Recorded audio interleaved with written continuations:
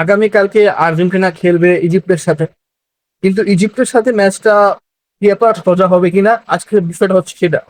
Egypt, আমরা যদি Cape ভার্দের ম্যাচটাকে দেখি, কেপ ভার্দের ম্যাচের সেই ভুলগুলো কতটুকু রেপ্লিকেট হওয়ার সম্ভাবনা এই দলে আবার ইজিপ্টের ম্যাচে আছে, এবং সেইখান থেকে আমরা কিভাবে কি বেটারমেন্ট করা যাইতে পারে সেই বিষয়গুলো নিয়ে আজকে আলোচনা করবো। দেখুন, প্র্যাকটিক্যাল আলোচনাগুলো আজকে করা আমাদের মূল উদ্দেশ্য। দেখেন, আমরা যদি প্রথম ম্যাচে মানে আগের ম্যাচের ভুলগুলো থেকে আসি, বাংলা আর্জেন্টিনা যে দুটা গোল খাইছে, সে দুটা গোল খাইছে, একটা হচ্ছে সেই আর্জেন্টিনা লেফট ব্যাক এবং আরেকটা আর্জেন্টিনা থেকে রাইট ব্যাক থেকে। যেটা সেকেন্ড গোলটা তো ওয়ান ডে স্ট্রাইক, এটা নিয়ে আপনি খুব বেশি ভুল ধরতে পারবেন না, সেখানে আপনার ডিফেন্সিভ খুব বেশি এরর আপনি পাবেন না। কিন্তু আপনি যদি প্রথম গোলটা আসেন, সেখানে কিন্তু আপনি বেশ কিছু ভুল খুঁজে পাবেন। দেখেন, আমার কাছে যেটা মনে হয়, ফাকুন্দো মদিনা এখন এতদিন পর্যন্ত till then 32 was good enough. কিন্তু আপনি যখন latter part of the tournament progress করবেন, তখন আপনাকে কিছুটা চেঞ্জেস করতে হবে। যে চেঞ্জেসটা 2022 বিশ্বকাপের সময় স্ক্যালোনি করছিল ম্যাকালিস্টার, এনজো ফার্নান্দেজ এবং আপনার আলভারেজকে চেঞ্জ গুলো করিয়ে, সেখান থেকে সে সুফলগুলো পাইছিল বলেই আজকে আলভারেজ এসে, আজকে এনজো হচ্ছে এবং মেন ম্যাকালেস্টারের মতো সুপারস্টার প্লেয়ার হইতে পারছে। আমার মনে হয় আজকে এই আর্জেন্টিনার ম্যাচে ইজিপ্ট ম্যাচটা হচ্ছে সবচেয়ে ভালো একটা স্টেজ, যেখানে আর্জেন্টিনা বেশ কিছু টেকটিক্যাল চেঞ্জেস করতে পারে। দেখেন, আমি যদি চিন্তা করি, আমি যদি 4-4-2 খেলি, আমি যদি 4-4-2 স্ট্রিক থাকি, তাহলে আমার কাছে মনে হয় আমার ইজিপ্টের সাথে খেলতে হলে আমার ফিজিক্যালিটি প্রয়োজন হবে, আমার প্রয়োজন হবে, আমার পেস প্রয়োজন হবে। কারণ আপনার যখন ইজিপ্ট মোটামুটি মানে একটা লো ব্লক টিম, খুব বেশি লো ব্লক করে না কিন্তু তারা, কিন্তু তারা যদি প্রথমেই গোল পেয়ে যায় বা প্রথম যদি তারা একটা কমফোর্ট চলে আসতে পারে, তারা বেশ কিছু ডিফেন্সিভ ব্লক তৈরি করে, সেখান থেকে তারা লং বলের থ্রুতে গেম প্রোগ্রেস করার চেষ্টা করে। কারণ তাদের সামনে মোহাম্মদ সালাহ এবং ওমার মার্মুশের মতো কিছু পেসি উইঙ্গার আছে। যদিও মোহাম্মদ সালাহ সেই পেস এখন নাই, কিন্তু যদি মোহাম্মদ সালাহ মিডফিল্ড থেকে খেলে, তবে সে কিন্তু সে অপরচুনিটি ক্রিয়েট করে, যেখান থেকে তার উইং গুলো আরো আরো সামনে প্রোগ্রেস করতে সহযোগিতা পায়। এখন আমাদেরকে সেই জায়গাটাকে বিট করতে হলে আমাদের প্রয়োজন হবে পেস। কারণ the moment they are trying to beat us, যখন তারা কাউন্টারে যায়, তখন তখন আপনার ইজিপ্টের ডিফেন্সে বেশ কিছু হোল তৈরি হয়, যেখান থেকে আর্জেন্টিনা এক্সপ্লয়েট করতে পারে। এখন আমি যদি আগের ম্যাচগুলো থেকে আসি, লাস্ট দুটা ম্যাচ আর্জেন্টিনার মিডফিল্ডে এনজোকে খুঁজে পাওয়া যায় না। আমি এনজোকে খারাপ প্লেয়ার বলতেছি না, বা এনজো ফর্মে নাই তাও বলতেছি না। আমার কাছে মনে হয় এনজো একটা সিজন শেষ করে এসে সেখান থেকে পরপর টানা ম্যাচ খেলার কারণে হয়তো কিছুটা কিছুটা ফ্যাটিক তার মধ্যে আছে, সেই কারণে হয়তো সে সাইন করতে পারতেছে না। বাট আমার কাছে মনে হয় এখানে চেঞ্জেস দরকার আছে। এখানে যদি আমি যদি নিকো পাসকে খেলাইতে পারি, কারণ আপনি দেখেন, Nico Paz kind of player, আমি আগের ম্যাচের সময় বলছি, আমি যখন কেপ ভার্দের ম্যাচটা হয় তখন বলছিলাম যে নিকো পাসকে খেলানো উচিত। কারণ নিকো পাস হচ্ছে এমন একটা প্লেয়ার যে লো ব্লক টিমের এগেনস্টে খুব বেটার পারফর্ম করবে। কারণ আপনি যদি নিকো পাসের প্রোফাইলটা দেখেন, he is very calm on the ball. সে যদি আপনার যদি 1v1 বা 1v2 1v3তেও সে খুব কামলি ডিসিশন নিতে পারে এবং সেখান থেকে বেড়ে আসতে পারে। তো আপনি যখন ইজিপ্টের সাথে খেলবেন, সেখানে আপনার ফিজিক্যালির সাথে সাথে টেকনিক্যাল প্লেয়ার প্রয়োজন হবে, যে আপনাকে সামনে বলগুলো প্রোগ্রেস করে দিবে। দেখেন, আপনি যদি চিন্তা করেন যে আপনি 4-4-2 খেলবেন, তাহলে আপনার ফোর মিডফিল্ডে আপনি ম্যাকালিস্টারকে খেলাবেন, আপনি ডেপোকে খেলাবেন। এই দুজন আপনার মিডফিল্ডকে কন্ট্রোল করবে। বাট বাকি যে দুজন থাকবে, আমার কাছে মনে হয় এই দুজনে একজনের হওয়া উচিত নিকো পাস, যে কিনা আপনার ওই লেফট মিড বা লেফট উইং বলেন, যেটাই বলেন লাগেন, সেইটা একটা ধরবে। সেখানে সে হয়তো টেকনিক্যালিটি দিয়ে বলগুলোকে প্রোগ্রেস করবে। আবার সে প্রয়োজন হলে কিছুটা নিচে নামে সেন্টার মিড পজিশনেও খেলবে। আবার যদি প্রয়োজন হয় তো অ্যাটাকিং মিড হিসেবে নাম্বার 10 বা ক্লাসিক একবারে নাম্বার 9 বা শ্যাডো স্ট্রাইকার হিসেবেও আপনার কি বলে মেসিকে কমপ্লিমেন্ট করতে পারবে। তো সেই জায়গাগুলোতে আমার মনে হয় নিকো পাসকে দরকার।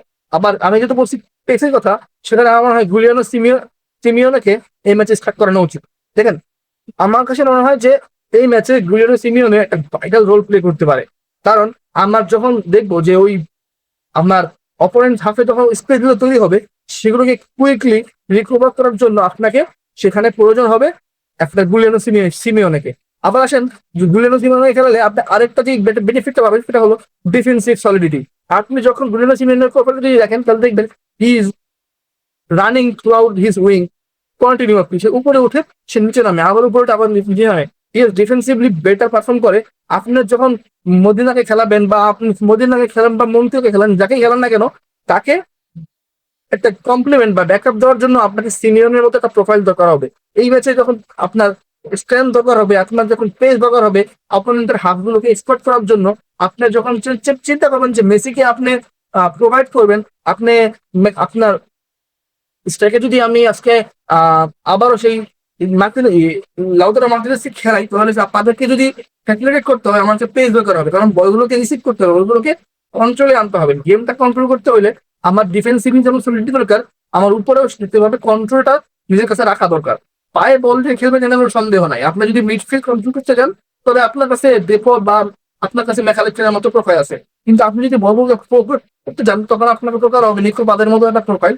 আবার আপনি যদি গেমগুলোকে আপনি যদি সেখান থেকে অ্যাটাক গুলো খুব কনফিডেন্টলি তৈরি করতে চান, তাহলে আপনার কাছে প্রয়োজন হবে একটা সিমিয়নের মতো একটা প্লেয়ার। সেক্ষেত্রে হইতে পারে আর্জেন্টিনাকে একটা স্ট্রাইকার ফুটতে খেলে, সেখান থেকে একটা স্ট্রাইকার কমিয়ে একটা মিডফিল্ডার বাড়ানো বা একটা লেফট মিড বা রাইট মিড বাড়ানো।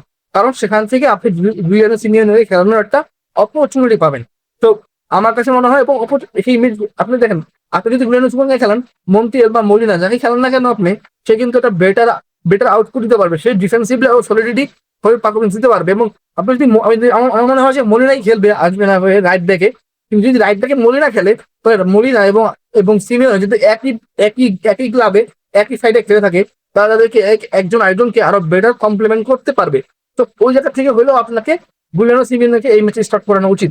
আমার কাছে মনে হয় টেকনিক্যালি কিছু চেঞ্জেস আর্জেন্টিনার এই ম্যাচে করা উচিত, কারণ এই ম্যাচটাই the best match. You can exploit your brains and combine with your strength strength with the bench. তো আপনার কাছে মনে হয় যে এই প্রোফাইলগুলো চেঞ্জ করলে এই ম্যাচে আর্জেন্টিনা খুব সহজে উঠতে দিতে পারবে।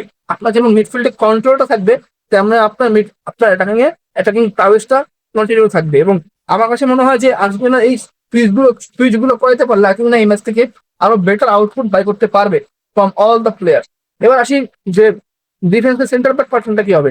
তো দেখেন, যদিও আমার অনেকে বলতে পারেন যে ওই সেকেন্ড গোলে আপনার লিসান্দ্রো মার্টিনেজের কোনো ভুল নাই, এটা যেমন সত্য, আবার অনেকে ভুল দিতেও পারেন, এটাও সত্য।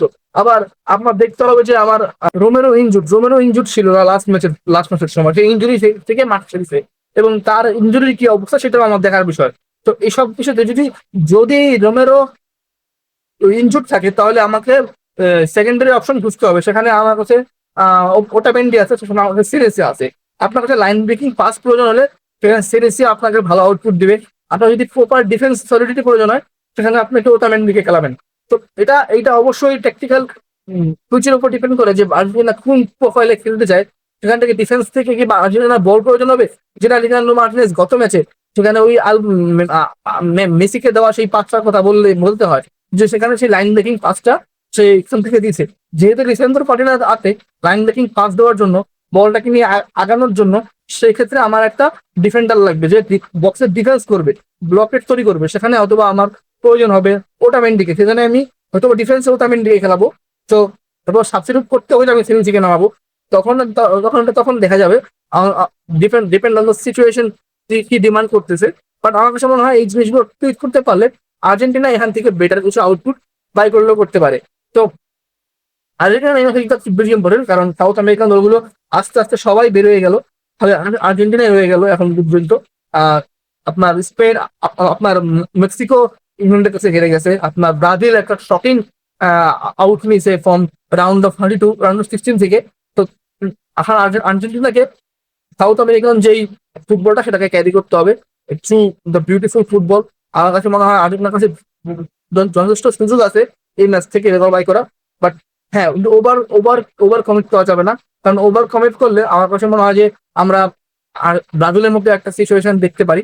কারণ আমার কাছে মনে হয় ব্রাজিলের সম্মুখীন সবাই জার্নালিস্ট থেকে শুরু করে ব্রাজিলের প্লেয়াররা সবাই হয়তো বা একটু কমফোর্টেবল ছিল অ্যাবাউট দ্য নরওয়ে। কারণ নরওয়ে হয়তো বা খাতায় পাতায় তেমন ভালো টিম না, কিন্তু খাতায় পাতায় ভালো টিম না গুলোই কিন্তু এখন এই বিশ্বকাপ সবচেয়ে বেশি চমক দিচ্ছে। তো ঠিক তেমনই আপনাকে ইজিপ্টকে ধরতে হবে। খাতায় পাতায় হয়তো বা তারা আর্জেন্টিনা থেকে খুব বেশি ভালো দল না, কিন্তু এই খাতায় পাতায় না ভালো থাকা বলগুলোই আপনার কাছে শকিং নিউজ দিচ্ছে। তাকে মেজাও দিচ্ছে। তো আমার কাছে মনে হয় খুব কেয়ারফুলি এই ম্যাচটা ডিটেল করা উচিত। আর এই ভিডিওতে এই ম্যাচ নিয়ে কি মনে হয় আপনাদেরও কমেন্ট গুলো আমাকে জানাবেন, এবং অবশ্যই ভিডিওটা লাইক করবেন, কমেন্ট করবেন, শেয়ার করবেন। আজকে ভিডিওটা এই পর্যন্তই ছিল। দেখা হবে নতুন কোনো ভিডিওতে। ভালো থাকবেন, সুস্থ থাকবেন। আল্লাহ হাফেজ।